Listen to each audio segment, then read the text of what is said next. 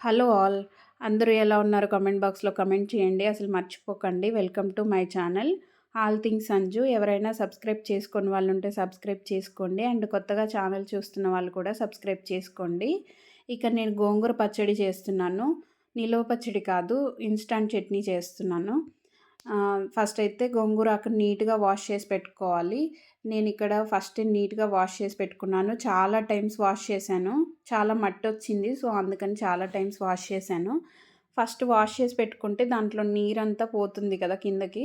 So, అందుకని wash చేసి పెట్టుకోవాలి.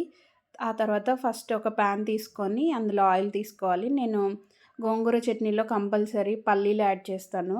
పల్లీలు యాడ్ చేయకుండా మా ఇంట్లో తినరు. అందుకని ఇంకా పల్లీలు యాడ్ చేస్తున్నాను. పల్లీల ప్లేస్‌లో నువ్వులు కూడా యాడ్ చేసుకోవచ్చు. ఆ టేస్ట్ కూడా చాలా బావుంటుంది. లేదంటే పల్లీలు, నువ్వులు కలిపి కూడా యాడ్ చేసుకోవచ్చు చట్నీలో. చాలా బావుంటుంది టేస్ట్. ఇవి 2 ఏవి వేయకున్నా సరే ఓన్లీ ఆకుతో చేసినా చాలా బావుంటుంది. నాకు చాలా నచ్చుతుంది. బట్ మా ఇంట్లో అయితే పల్లీలు వేస్తేనే తింటారు. సో, పల్లీలు యాడ్ చేసుకొని ఇలా కలర్ చేంజ్ అయ్యేంత వరకు ఇలా వేంపుకోవాలి.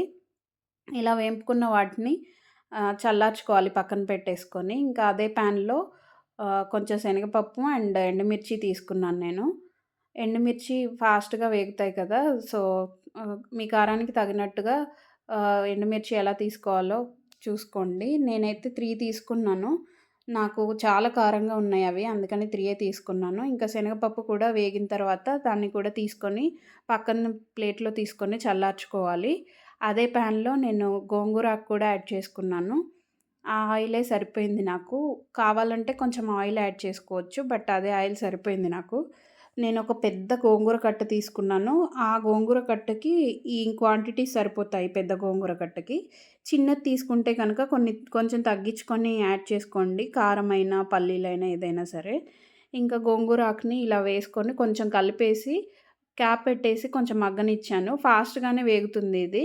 ఆకుకూరలు ఏవైనా సరే ఫాస్ట్‌గానే వేగిపోతాయి కదా! ఒక తోటకూర తప్ప. ఇంకా ఇలా కలుపుకున్నాక ఒకసారి క్యాప్ పెట్టేసి ఒక 2 మినిట్స్ అలా వదిలేసాను. ఆ తర్వాత చూసాననమాట.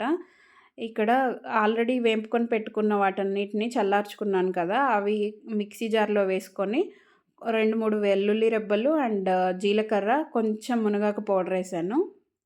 ఆ తర్వాత రుచికి సరిపడా సాల్ట్ కూడా యాడ్ చేసుకున్నాను. మీ రుచికి తగ్గట్టుగా సాల్ట్ యాడ్ చేసుకోండి. ఇక్కడ గోంగూర అయితే వేగిపోయింది ఆల్మోస్ట్. ఇలా అవుతుంది. అలా అయిన దాన్ని ఇంకా కొంచెం వేంపుకోవాలి. కొంచెం వాటర్ ఉంటే అది కూడా ఎగిరిపోయేంత వరకు వేంపుకోండి. నేను ఇలా కలుపుతూనే వేంపాను. ఒక 2 మినిట్స్ అలా వేంపుకున్నాను. వేంపుకున్న తర్వాత దీన్ని కూడా చల్లార్చుకోవాలి పక్కన పెట్టేసి. చల్లార్చుకున్న తర్వాత మిక్సీ పట్టేసుకోవాలి. ఫస్టే ఆకు మిక్సీ జార్‌లో యాడ్ చేయకూడదు. ఇందాక చూపించినట్టు పప్పులవి యాడ్ చేసుకున్నాం కదా! అది ఫస్ట్ మిక్సీ జార్‌లో వేసుకున్నాక అది అది మిక్సీ పట్టేసుకుంటున్నాను. మరీ మెత్తగా అవసరం లేదు. కొంచెం బరకగా ఉంటే చాలు. వీడియోలో చూపిస్తున్నట్టు ఇలా బరకగా మిక్సీ చేసుకోండి. మిక్సీ చేసుకున్న తర్వాత దాంట్లోకి ఇంకా చల్లార్చుకున్న ఆకును కూడా యాడ్ చేసుకొని, ఇంకా దాన్ని కూడా మిక్సీ పట్టుకోండి. కొంచెం టైట్‌గా వస్తది. ఇన్‌స్టాంట్ చట్నీ కాబట్టి ఒక 2, 3 స్పూన్ల వాటర్ యాడ్ చేసుకోవచ్చు. లేదు వాటరొద్దు అనుకుంటే ఇంకా కొంచెం చూసుకుంటూ మధ్య మధ్యలో కలుపుకుంటూ ఇలా మిక్సీ వేసుకోండి. నేనైతే 2 స్పూన్స్ అలా వాటర్ యాడ్ చేశాను. ఇలా వచ్చేసింది.